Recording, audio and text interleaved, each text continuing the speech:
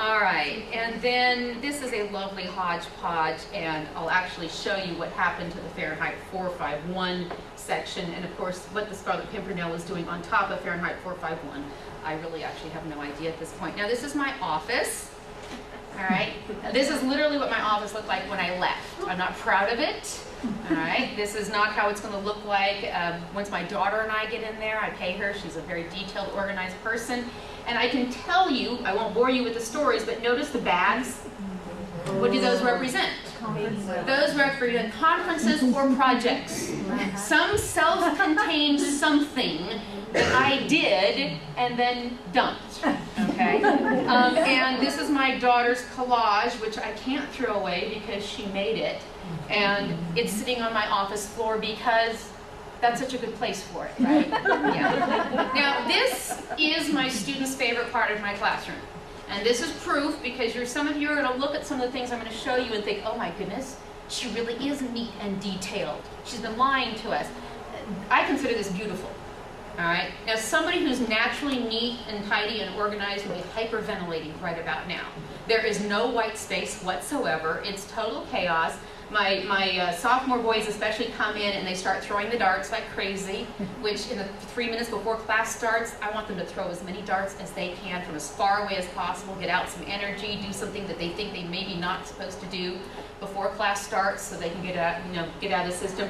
And I clip, a lot of these are t-shirts from Signal's catalog, sarcastic t-shirts. I don't want to spend $25 on a t-shirt, so I clip out the picture and put it up there. It's covered with dumb, stupid, look at, I don't know if you can see this one, it's got a cat looking through a piece of bread, and this is a little dachshund in a hot dog bun, and it says that you should spay and neuter your pets to avoid inbred animals.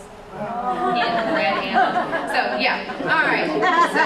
So, the students who actually can stand and get close enough to read the stuff there will do things like, especially my detailed ones who are looking at it going, oh, it's too overwhelming, I can't go near it. And then finally, partway through the year, they venture close and start reading, go, this is Gregory, this is really funny stuff. It's like, yeah, it's okay.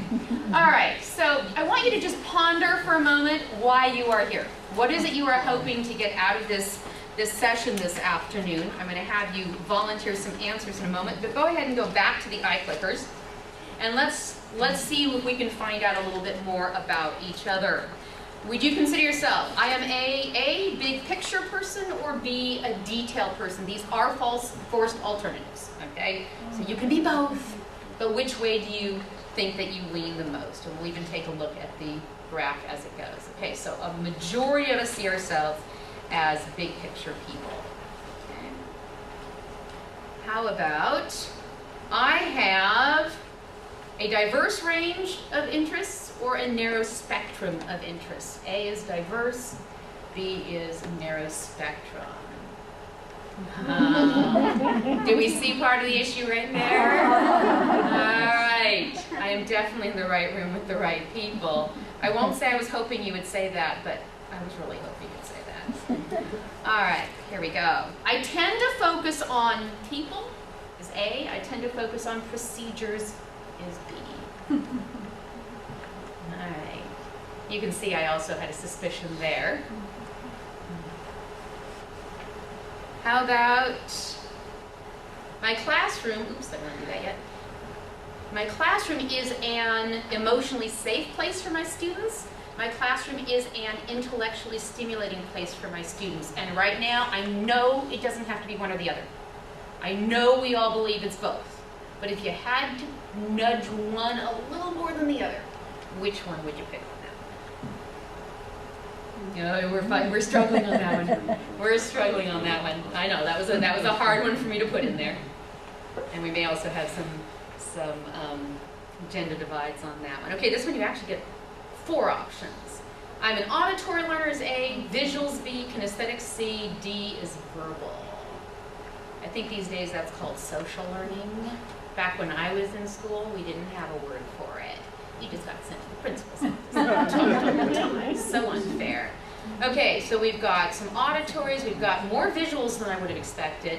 We've got some kinesthetics and some verbals there. Okay, so there goes my entire theory down the drain that it's a bunch of us auditory verbals who can't organize well. That's all right. Data is important. I tend to think mostly in terms of abstract concepts or concrete realities. And again, you don't have to be split, but I'm just curious where we are. Okay, so we're about 50-50. Wow. What did you think it was going to be? Abstract. Yeah, okay, that was my guess, and I am finding out important things here. I am a creative person. I'm a careful person. Yeah, and we're balancing out on that one also. Interesting. When it comes to perfectionism, I am a practicing perfection in most areas of my life. Perfectionist in a few key areas of my life. I don't give a rip-istic on the rest. A failed perfectionist in so many areas of my life I've pretty much given up. Don't really care about perfectionism. It sounds like far too much work. One of those. We got some smart Alex choosing E now. My students love it when they can find E. All right. Now, B doesn't surprise me. I think one of the issues with those of us who struggle with organizing is we really do, in our heart of hearts, want to do it perfectly. We really do want to do it really, really well. And there's this narrow slice in our lives where we really, everybody tells us we do certain things well, we're used to doing certain things well, and then there's organization. And that generally falls outside of that spectrum. And it's hard. It's hard to do well in some areas and fail in others. Okay, so I'm not going to type on this, just a few, shout them out. Why are you here? What are you hoping to gain from this session? Help. Help. Anything that helps. Anything that helps. Control the papers. Control the papers, okay? Quick tricks. Quick tricks. Quick tricks, okay? What else? The piles. Help with the piles, okay? And All the right. bags, I have bags too. The bags. Oh, a fellow bag lady. Wonderful. All right, marvelous. All right. Reduce the guilt. Okay. I'm going to move out of PowerPoint because the iClickers only work in PowerPoint. I'm going to move to Keynote, which is where I made this originally, and the focus is much better. So, with that in mind, okay, you can go ahead and turn the iClickers off.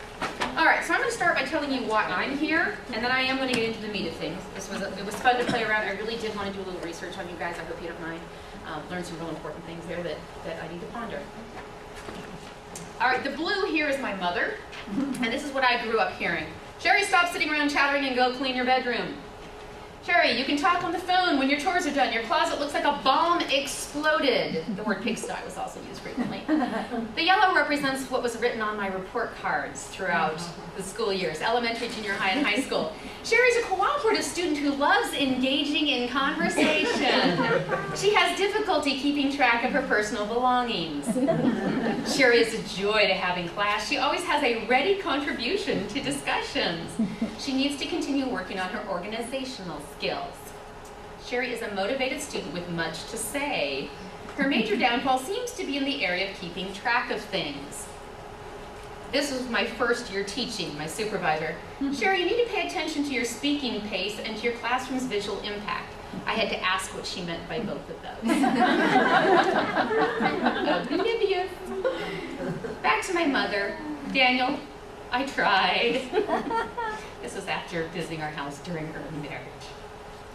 So why I'm here, and I've colored I do personality training, so I have done some color coding here. The choleric side of me is the take charge, achieving part of my personality. I believe organization was inborn. I had the right mother, but I missed the genetics. The yellow part of me is the sanguine personality, the fun-loving. I considered organization a waste of perfectly good time. I mean, why shuffle papers when there's so many people to enjoy? I was overwhelmed. How can I deal with today's mess when tomorrow will soon be upon me? You watch that clock ticking and you know what needs to get done, and you really start making some forced decisions. I considered organization a waste of perfectly good time, and yes, I know I said that 2 slides ago. It just bore repeating. Why clean up when things are just going to get messy again? It's never actually done. I thought becoming organized would destroy my fun-loving personality. I mean, how many organized people do you know who are the life of the party? Couldn't take that risk. And for years I mistakenly thought that organized automatically implied perfectly. So hello, I'm Cheri, and I'm a recovering perfectionist. If I can't do it perfectly, this is how perfectionism backfires. If I can't do it perfectly, then I won't bother doing it at all. And how many of you see that in your students? Okay, I see that there is so little difference between my F students and my A students. The only difference is the A students kill themselves to do well, and the F students give up so they have a good excuse for why they didn't do it perfectly. But it's the same basic mentality. So my light bulb moment came a number of years ago when my mother had tried to teach me how to organize my canceled checks. These days we don't have those anymore because it's all stored electronically somewhere. But back when I was early married, 27 years ago, we got all of our canceled checks back in the mail. My mother bought me these incredible expandable file folders for the checks and taught me how to alphabetize, and then within the alphabetizing, the same store, and then by date. Okay?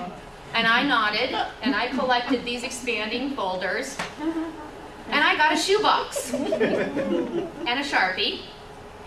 And I did the math on my mom's system, because in 10 years, I only needed my canceled check once. Okay, so do the math on my mom. 20 minutes a month is how long it took her to carefully go through and do that. Times 12 months times 10 years ends up being, I think I did the math right, 40 hours. And they're gone, lost and gone forever. All right, you don't get anything back for that except really well organized checks. All right, I needed one check once in all those years. I needed to prove to our landlord how much we'd paid as a deposit. And the way I did my shoe boxes is by year. I just put the year on it and just threw the checks in every time they showed up. Now that automatically meant they were organized by year and month, because I threw them in as they came. And so I was able, thank goodness for Quicken, I was able to go back, but even if I hadn't, I knew what year we moved into the house. So I was able to go find the box in the garage, blow off all the dust that had accumulated. I just rifled through it. It did take me 10 minutes. I found the canceled check, proved that we had paid $1,500 as a deposit when we first moved in. It was first month's rent, and he no longer could charge us money that we didn't owe him. Okay? And so my light bulb moment was that I saved 39 hours and 50 minutes, and that's organized enough for me. Amen. If I can find what I need in a reasonable amount of time, that's organized enough. And so that's what I'm here hopefully to demonstrate for you, is the systems that I've put together that work for me.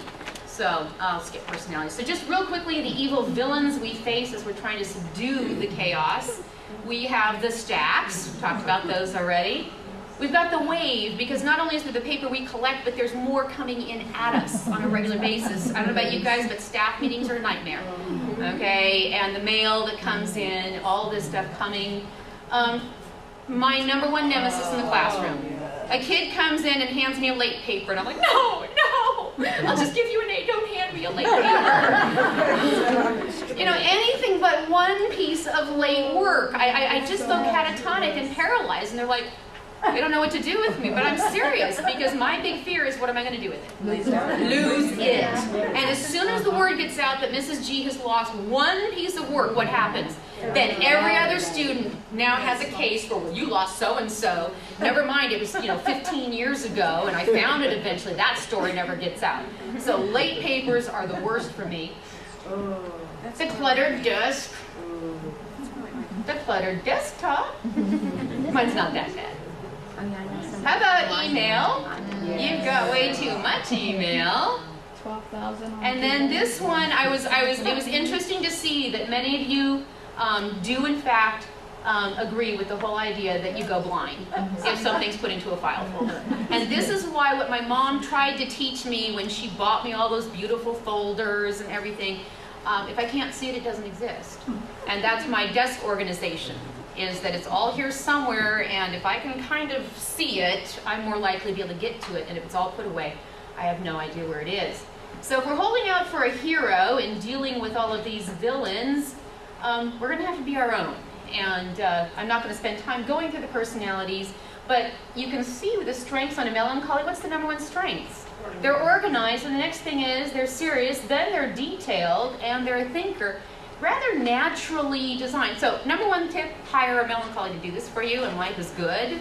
All right? But for most of us, that's not going to happen. And so in order for us to be able to continue working in our strengths, when we walk in the classroom, to be able to do the job we love with the students that are there, and focus on those, I want to say little people, but most of my students are big people, but to focus on the people that come to us every day, we're going to have to find systems that aren't going to make us feel persecuted, that work quickly with whatever materials that we have to get our hands on, so we can devote our energy to doing this without having the hiccup of, oh my goodness, the unit I used last year is gone, and now my life is suddenly thrown into chaos.